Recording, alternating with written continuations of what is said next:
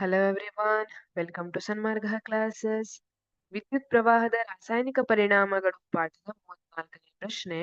ಅಶುದ್ಧ ತಾಮ್ರದಿಂದ ಶುದ್ಧ ತಾಮ್ರವನ್ನು ಪಡೆಯುವ ಪ್ರಕ್ರಿಯೆಯಲ್ಲಿ ಅಶುದ್ಧ ತಾಮ್ರವನ್ನು ಯಾವ ವಿದ್ಯುದ್ವಾರಕ್ಕೆ ಸಂಪರ್ಕಿಸಬೇಕು? ನಿಮ್ಮ ತೀರ್ಮಾನವನ್ನು ಪುಷ್ಟೀಕರಿಸಿ ಅಂತ ಕೇಳಿದ್ದಾರೆ. ಈಗ ಅಶುದ್ಧ ತಾಮ್ರದಿಂದ ಶುದ್ಧ ತಾಮ್ರವನ್ನು ಪಡೆಯುವ ಪ್ರಕ್ರಿಯೆಯಲ್ಲಿ ಅಶುದ್ಧ ತಾಮ್ರವನ್ನು ಧನಾಗ್ರಕ್ಕೆ ಜೋಡಿಸಬೇಕು. ಯಾಕೆ? ಏಕೆಂದರೆ ತಾಮ್ರದ ಸಲ್ಫೇಟ್ ದ್ರಾವಣದ ಮೂಲಕ ವಿದ್ಯುತ್ ಹರಿದಾಗ ತಾಮ್ರದ ಸಲ್ಫೇಟ್ ತಾಮ್ರ ಮತ್ತು ಸಲ್ಫೇಟ್ ಅಯಾನುಗಳಾಗಿ ವಿಭಜನೆ ಹೊಂದುತ್ತದೆ. ಮುಕ್ತವಾದ ತಾಮ್ರದ ಅಯಾನುಗಳು ಬ್ಯಾಟರಿಯ ಋಣಾಗ್ರದ ಕಡೆಗೆ ಚಲಿಸಿ ಅದರ ಮೇಲೆ ಸಂಗ್ರಹಗೊಳ್ಳುತ್ತವೆ.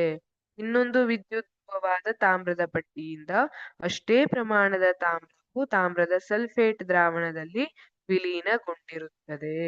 ಇಲ್ಲಿ ಯಾವಾಗ್ಲೂ ನೆನ್ಪಿಟ್ಕೊಳ್ಳಿ, ಧನಾಗ್ರಕ್ಕೆ ಯಾವ ವಸ್ತುವನ್ನ ನಾವು ಲೇಪಿಸಬೇಕಲ್ವಾ, ಅದನ್ನ ಜೋಡಿಸಿರಬೇಕು. ಹಾಗೆ ಋಣಾಗ್ರದ ಮೇಲೆ ಯಾವ ವಸ್ತುವಿನ ಮೇಲೆ ಲೇಪನ ಆಗಬೇಕಲ್ವಾ, ಅದನ್ನ ಜೋಡಿಸಿರಬೇಕು. ಋಣಾಗ್ರದ ಮೇಲೆ ಯಾವತ್ತೂ ಲೇಪನ ಆಗ್ತದೆ. ಧನಾಗ್ರದಲ್ಲಿರುವಂತಹ ಲೋಹಗಳೇನಾಗ್ತವೆ, ದ್ರಾವಣದಲ್ಲಿ ವಿಲೀನವಾಗ್ತವೆ. ಈಗ ಇಲ್ಲಿ ನೋಡಿ, ಇದು ಧನಾಗ್ರ ಇದೆ, ಇದು ಋಣಾಗ್ರ ಇದೆ.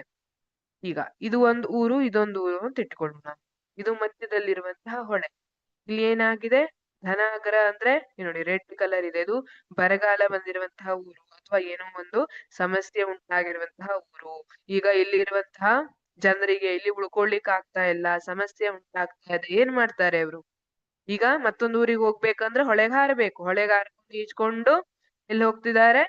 ಋಣಾಗ್ರ. ಈ ಊರು ಬಹಳ ಒಳ್ಳೇದಾಗಿದೆ, ಅವರಿಗೆ ಉಳಿಲಿಕ್ಕೆ ತೊಂದ್ರೆ ಇಲ್ಲ, ಹಾಗಾಗಿ ಈ ಕಡೆ ಹೊಂಟಿದ್ದಾರೆ. ಈ ತರ ಗೊತ್ತಾಯ್ತಾ? ಇಲ್ಲಿ ತಾಮ್ರ Cu2+ ಮತ್ತೆ ಸಲ್ಫೇಟ್ SO4 2- ಅಂತ ಹೇಳ್ತೀವಿ, ಅಯಾನುಗಳಾಗಿ ವಿಭಜನೆ ಹೊಂದುತ್ತೆ. ಈ ಮುಕ್ತವಾದ ತಾಮ್ರದ ಅಯಾನುಗಳು ಬ್ಯಾಟರಿಯ ಋಣಾಗ್ರದ ಕಡೆಗೆ ಚಲಿಸ್ತವೆ. ಹಾಗೆ ಈ ಧನಾಗ್ರದಿಂದ ಏನಾಗ್ತದೆ, ತಾಮ್ರವು ತಾಮ್ರದ ಸಲ್ಫೇಟ್ ದ್ರಾವಣದಲ್ಲಿ ವಿಲೀನವಾಗ್ತದೆ. ಹಾಗಾಗಿ ನಾವು ಧನಾಗ್ರಕ್ಕೆ ಅಶುದ್ಧ ತಾಮ್ರವನ್ನ ಜೋಡಿಸಬೇಕು. Thank you.